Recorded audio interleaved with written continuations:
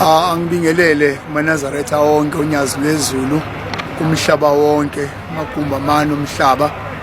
Umshumayeli uNcube lo okhulumayo esabatheni eNewcastle, kodwa njengamanje ngila eNtabazwe ngoba bengikade ngithunywe inkosi yamaNazaretha ukuthi ngibe uproject manager umsebenzi bokade wenziwa la.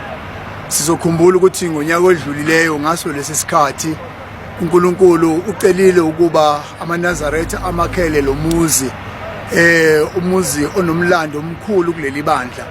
Sizokhumbula phela ukuthi ila kwadabuka khona indaba yobuNazaretha la, ila umsunguli waleli bandla ahlala khona wakhulela khona, athe uma sezoqala umsebenzi wakhe wasezulwini wasukela khona.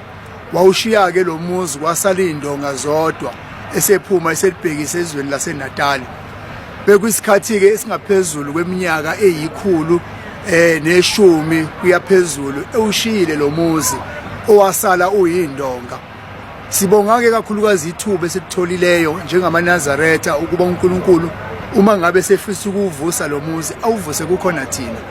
Sizokhumbula ke ukuthi emlandweni waleli bandla leli yelinye lamagugu ebandla oqala umuzi wakhiwayo owakhiwa ngezwi lokuyalela kaNkulunkulu kwabe kungumuzi wasekuphakameni owathi indlamhlathi kaMayekisa mayiwakha yahlupheka kakhulu kwaba yisona sigodle esikhulukazi saleli bandla lamaNazaretha. Kuthe uma sekuyinsuku zenkosi inyanga yezulu yila sabona khona omunye umuzi oyingcwele owaprofithwayo ukuthi uzokuba khona okumuzi wasebuhleni. Besingazange futhi besingazange siqonde ukuthi ngelinye ilanga kuzokwenzeka inhlanhla njengale kuphinde kube nesinye isigodlo sikaNkulunkulu esizothintwa ezulwini sibe khona, njengoba namhlanje sesibona kuvuswa umuzi waseNtabazwe okuwona umuzi oyigugu, okuwona umuzi onomlando ojulileyo nofikisela usizi. Siyabonga ke uNkulunkulu kuba usinikezile amandla, wawanikeza wonke amaNazaretha uthando aqhamuke endaweni ezahlukeneyo. Kakhulukazi ngifisa ukukhuluma ngeregion yangumngenhla ngoba lo muzi ungaphansi kweregion umngenhla.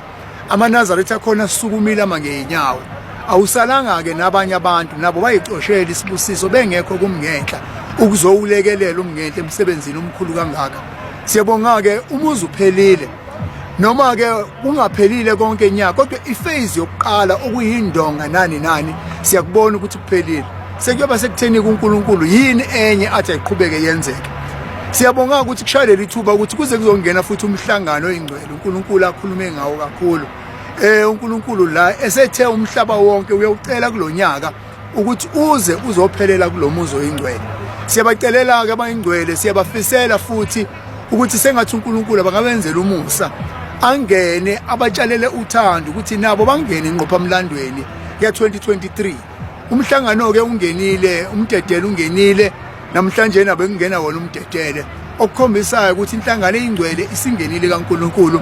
Sibhekeke ekutheni kuNkulunkulu sememezele ngokusemthethweni ukuthi ngomhla ka9 ucela wonke amaNazaretha umhlaba wonke jikelele ukuthi aphelele kulomuzi. Siyacela ke ubayingcwele ukuthi sengathithi bangakuhlonipha lokho bafike. Inhlelo ke ikhona la kulonyaka eyinkulu kakhulu. Kokuqala sicela ukubaqinisekisa abantu ukuthi angeke bagcine bevala idolobha njengoba benza ngokudlulileyo.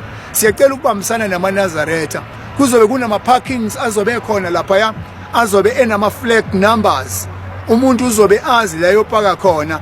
Kuzobe kunemigaqo ewu4 yokungena uma ngabe kungenwa la. Siyacela futhi amaNazaretha kungabi khona abantu abayopaka endleleni ukuze ungaphazamiseke umsebenzi kaNkulunkulu. Indawo ezibekiweyo ziningi kakhulu ukuthi ziyowanela amaNazaretha ayongena la. Okucelakala kakhulu ukuba sihloniphe le ndawo, sihlonipheke nabahlala kuyona, ngoba uma ngabe singayiphathanga kahle sagcina singangenanga sonke la, siphazamisa lezi ezinye izizwe bese bonakala unyazi lwezulu sengathi into zalo asikwazanga ukuthi sihlele thina esinikezwe inhlelo zokuthi sihlele. Sicela ukubambisana nani ke bayingcwele, Nkosi yomusa ibe nani, uNkulunkulu aphinda niphe lolu thando ngoba kusazoqhutsheka ukusebenza la, nize ningaphela amandla, nihlale nikhona ngezikhathi zonke. Nkosi yomusa ibe nani. Ngiyabonga.